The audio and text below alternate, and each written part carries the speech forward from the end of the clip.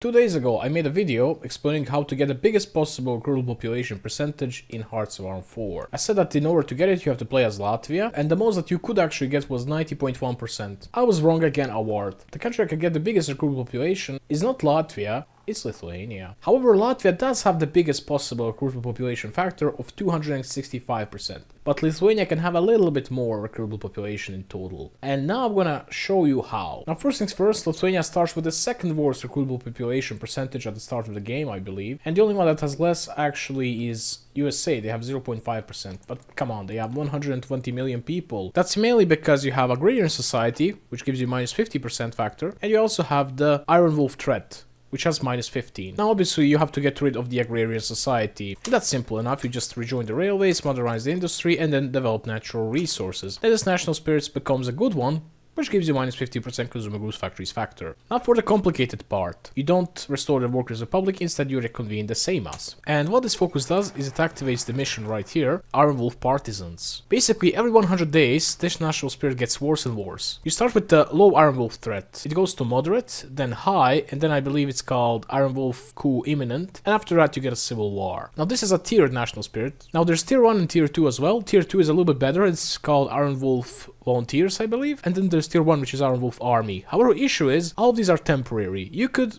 prolong them a little bit, you could improve them a little bit, but after 100 days, they're gonna get worse. And eventually, it's gonna cause a civil war. Unless we root them out, or we just go for free Odemaros and go for the fascist path. But guess what? This fascist path is whack when it comes to manpower. We get almost nothing out of it. You get 1% recruitable population here, which you can get even if you go for exile Odemaras, and you get another 1% right here. And you also get another 10% factor right here. As opposed to the right tree where you can get so much more stuff. For example, peasant reform, 2.5% recruitable population. Presidential reforms fixes your underfunded military, makes it competent, and you get 20% recruitable population factor, whereas for the fascist path it just gets removed completely. And then you got the Baltic Union, which you get locked out of if you go for a fascist path. So after reconvening the Seimas, I'm gonna go for Lithuanian preservationism. By the way, if you play fascist Lithuania, I'd recommend you to finish this focus now, because when you flip fascist, you can no longer do it. After this focus, we got over 20% fascist support, so let's free Voldemaras. Wait, Seyo, didn't you just say that the fascist path is bad for manpower? Trust the process. Just trust the process. By the way, this is gonna lower the tier of this national spirit. It's gonna go into moderate, and then it's gonna be low after we're done with this focus. Let's now organize the Iron Wolf. This will once again lower the tier of this national spirit. It's gonna go from low Iron Wolf threat to Iron Wolf volunteers. Actually, no, it won't. It's gonna go into moderate and then into low again. Let's now go for Lithuanian activist front. This will give us 1% recruitable population, some generals, and once again will lower the tier of this national spirit. This time it's actually gonna go from low Iron Wolf threat to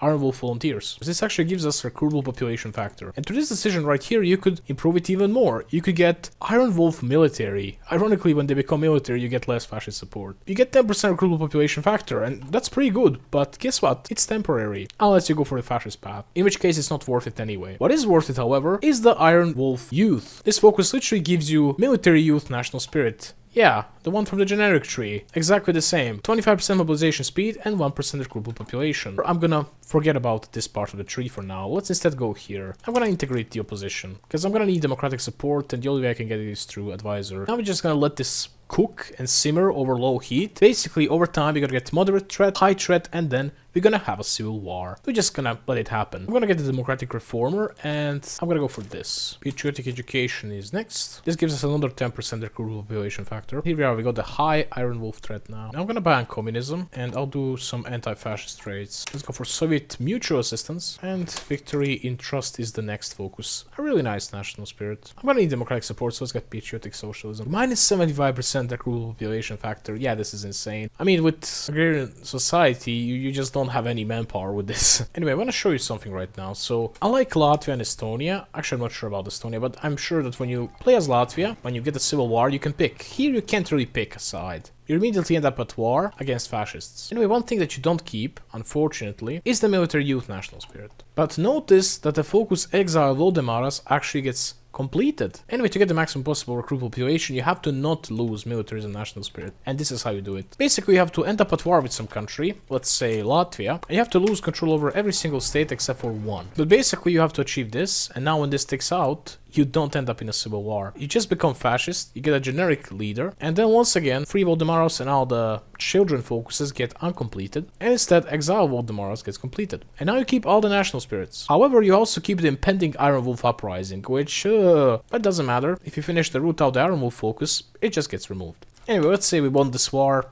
and we let Latvia exist, you know. We can go for a priestly prime minister. After this, we can go for the nationalist council. And now we can go for peasant reform, which will give us 2 building slots and 1 infrastructure in every single owned core state. So I'd recommend you, if you can, try to form Baltic Union, or maybe even Poland, Lithuania, if you manage to get a war goal on them, and then do this focus, because it's gonna be OP. You basically get like 50 building slots. But you also get 2.5% recruitable population. Anyway, to restore republic elections, we have to purge popular resistance first, which makes no sense. Then we can either go for anti-communist militias, or this, or both. A reminder of the true enemy.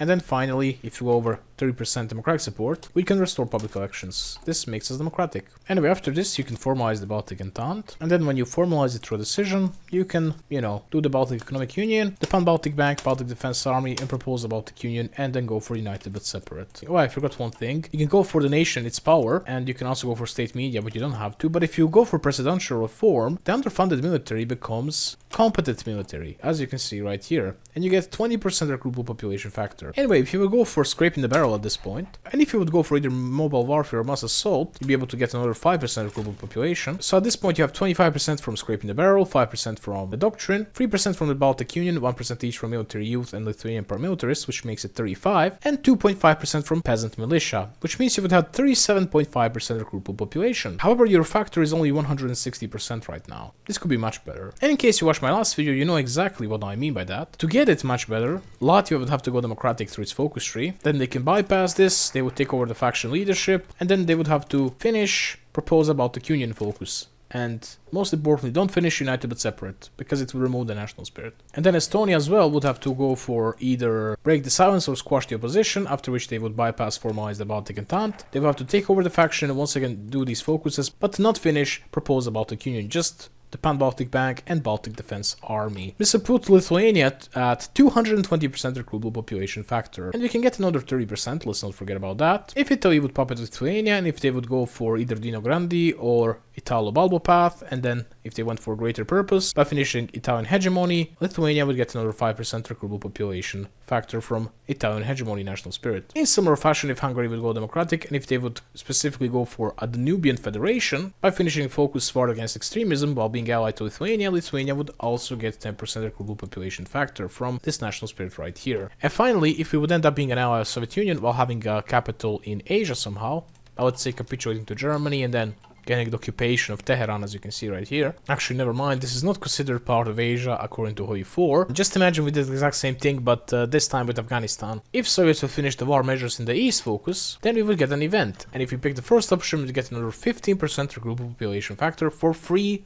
years. Which means that for 3 years, temporary but still very long time, we would have 250% recruitable population factor. So at the end of the day, we will have 37.5% recruitable population times 2.5, which means we could unlock up to 93.75% recruitable population. Anyway, this video is only made because of one guy who came to my Discord server and told me about this. I don't know if he's Russian or Ukrainian, but his name is Batka. Thank you, Batka. Or somewhere roughly around 9050, mid-9050, if you would start mobilizing from the day one with 100% war support, which is not possible, so it would take a little bit longer, you would be able to mobilize everyone, or well, not everyone, 93.75% of your population. Anyway, I hope you enjoyed this video, guys. If you did, like, share, subscribe, and see you in the next one. We're gonna show you how you can gamble in Hearts of Iron 4. I'm not even kidding, Dad is gambling to HOI4 a few years ago and we didn't even notice. Anyway, bye.